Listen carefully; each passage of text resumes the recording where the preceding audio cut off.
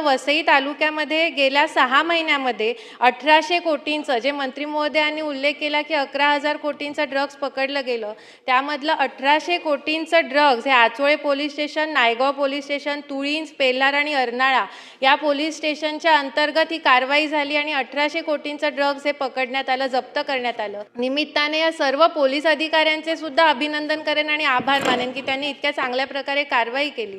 पण हे करतानाच अध्यक्ष महोदय मला लक्षात आणून द्यायचं आहे की जेव्हा ही कारवाई झाली आणि होते कारवाई, तेव्हा स्थानिक पेडलर्सना किंवा स्थानिक तिकडच्या गुन्हेगारांना अटक करण्याचं जे प्रमाण आहे त्यापेक्षा जास्त नायजेरियन गुन्हेगारांना यामध्ये अटक केलेली आहे। अध्यक्ष महोदय, 90% गुन्हेगार हे नायजेरियन आहेत आणि तिथे स्थानिक पेडलर्स जे असतात त्यांना सोडलं जातं आणि नायजेरियन नागरिकांना अटक केली जाते। यामधनं मी खूप जबाबदारीने हे वक्तव्य करते अध्यक्ष महोदय की ह्या सगळ्यामध्ये जेव्हा आपण संघटित गुन्हेगारीचा समावेश करतोय त्यावेळेला ह्या सगळ्याला जबाबदार असणारे किंवा मदत करणारे कुठेतरी आपल्याच यंत्रणांमधली सुद्धा लोक असतात, पोलीस यंत्रणांमधली सुद्धा लोक असतात।